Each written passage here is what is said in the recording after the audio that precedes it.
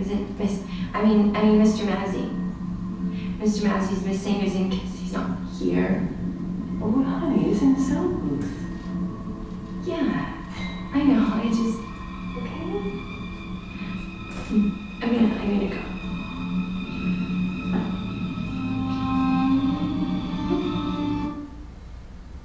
So when Grant and Sydney are joined by a local doctor, he explains the problem is a virus, but it's a virus that's being spread by language.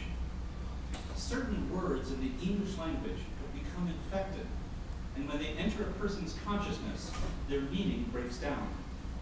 The victim begins repeating the word in hopes of making it denote once again, but soon, all of language has lost its meaning. As the insanity sets in, it's marked by one simple desire, the desire to communicate. With this desire incapable of being fulfilled directly, the drive finds a new outlet, a new way to manifest itself. The victim searches out someone who is not infected and, unable to communicate and thus share a world, tries to consume the mouth and tongue and throat of that person, literally. The radio station receives a message in French telling them to stop broadcasting and not to translate that message into English. Unfortunately, Grant is reading the translation on air as he's receiving the message, and thus becomes even more culpable in spreading the virus. Eventually, with the entire town pressing against the outside of the church and the military threatening to bomb Pontypool, Sydney becomes infected. Terms of endearment, words such as honey or sweetheart, are the most dangerous, but Sydney has stumbled on the word kill and cannot stop herself from repeating it. Grant, in a flash of brilliance, manages to cure Sydney by confusing her, telling her that kiss means kill, and that words do not refer, at least to the things that she thought they did. They try to broadcast this over the airwaves. Swimming is tomorrow, fidelity is monologue, stealing is rhinoceros. But a countdown begins outside, in French, and the movie ends when the military reaches zero. Grant and Sydney kiss, and, you presume, the bombs destroy everything. One of the conceits of modernity was that language functioned through denotation. Words were thought to have meaning because they denoted things in the world. They reached out and pointed to them, anchoring themselves like signs or labels. But postmodernity, with its critique of all meta-narrative and rejection of the naive belief that texts have borders and the world is separate from our understanding of it, put an end to this. In Derridian terms, words refer, but they merely refer to each other. They hang above the world without ever reaching down to point, supported by faith and the force of our collective and mutual will. They carve out a world rather than describe one. Communication thus becomes more of an ethical project than an ontological or metaphysical one. How we speak carries with it a responsibility for the other. As the opening credits of the film make clear, the word typo is already there within the word Pontypool. And so, the word response and the word ability are hidden in responsibility. For what it means to be responsible for someone is to have the ability to respond, and to do so with care.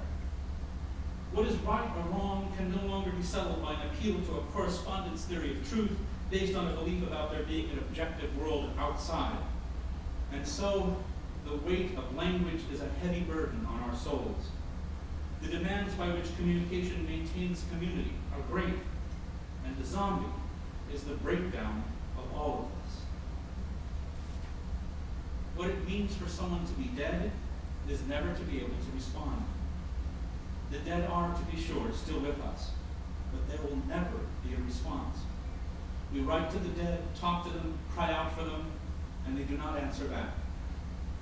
This is Emmanuel Levinas's definition of death: non-response, silence. It's a definition that Derrida defended, and continues to defend now that he too is gone. The zombie is thus a marker both of our cultural fear about settling into an age of postmodernity, bereft of the comforts of modernism, and the fear of silence, the fear of the death of the other. If the zombie moans a bit, it's not because he's struggling for language, not because he's some animal on the way toward language, but because he has passed it by, and in so doing, passed us by, passed passed along, passed away. Our future lies in that direction. All around us are the markers, grave, solemn, silent, of where we are headed. One might ask, how can someone speak and not know what they're saying? But this is perhaps the rule and not the exception to most of our everyday speech. In concrete terms, think of people who say the words or like several times per sentence without any awareness that this is what they're doing. In the same way it's the hand that plays the piano, it is the tongue that speaks the words. The illusion of the self, of the Cartesian mind, must be abandoned. And like the zombies of Pontypool, most of what we say is repetitive. All of what we say is mimicry. You say hello. You hope to hear me say hello. I say I love you. I hope to hear you say I love you too. Language is the magician's trick. He's able to pull a rabbit out of the hat only because he stuffed a rabbit in there in the first place, before the trick started and before anybody was looking. And so it is with conversation. We respond to questions in a way that is recognizable and understandable because the possible responses to that question pre-exist within the question and before the conversation ever began. Were we ever making sense in the way that we thought we were? The zombie has merely accepted this and moved on. So let us come to an end with this. The zombies, it might be argued, are animate and perhaps even conscious, but they don't seem to be self-aware. They don't seem aware of the fact that they're aware. They're not thinking the way we humans supposedly are. Perhaps. But I would, if pressed, I think, go so far as to champion zombie-like consciousness. Not merely a consciousness of the flesh, but a consciousness where it's the body that is consciously acting without the need for anything like second-order awareness. I am well aware of the fact that I act like this on a regular basis. Frequently, for instance, I'll be driving my car and come to realize that I have no memory of the last several minutes of driving. I obviously kept the car centered, stopped at the stoplights, attended to my surroundings and the laws that govern them, but I didn't do so consciously. Usually, this is when I'm caught up in some deep thought about something that ultimately has me worried or sad. In the shower, I sometimes find myself ready to get out, reaching to turn off the water, and then pausing to ask myself if I washed my hair, or even really soaked up my body and cleaned. I have no memory of having done it. But it's usually the case that the shampoo's been applied and rinsed, the scrubbing clean has taken place, all without any so-called conscious attention. Again, this is often when I find myself preoccupied with something troubling.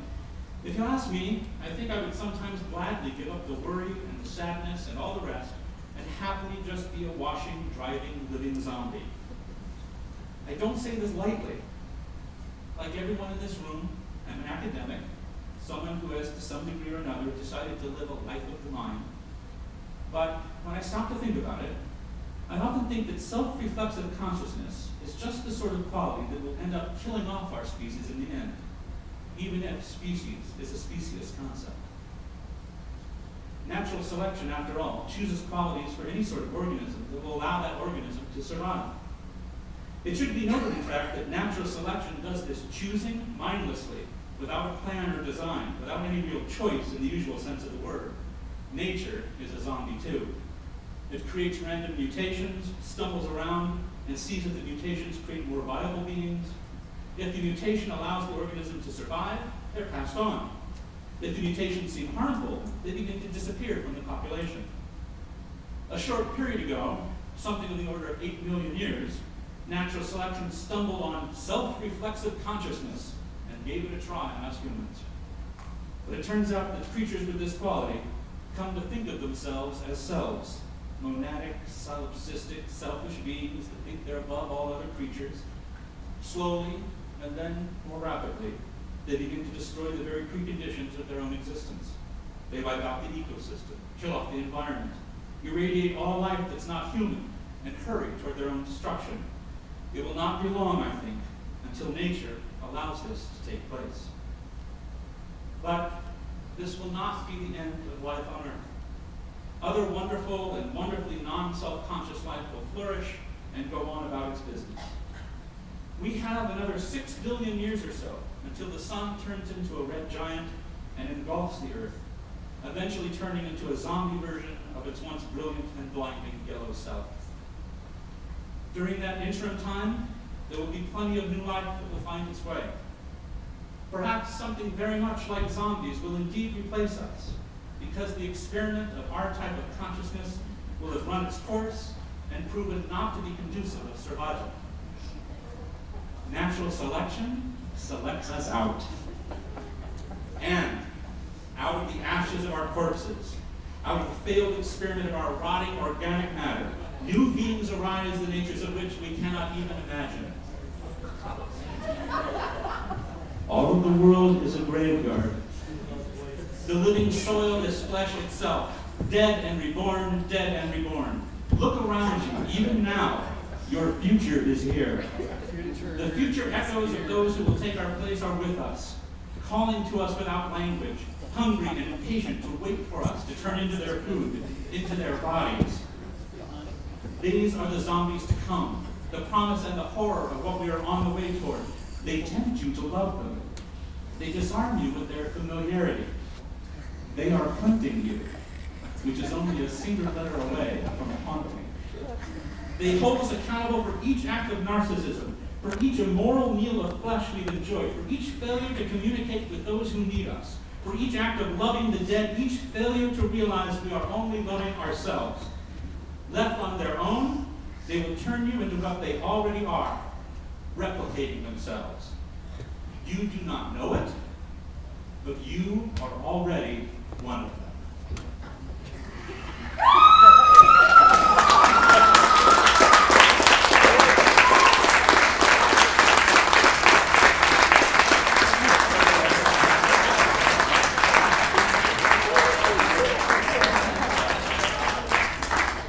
Now, you may think, oh, this is rather depressing. And it is. But sometimes the point is not that it's all going to end. Sometimes it's about how it all ends. Zombies can't love us, and they can't talk. But ever since Michael Jackson died and joined their ranks, there's good reason to believe they know how to dance.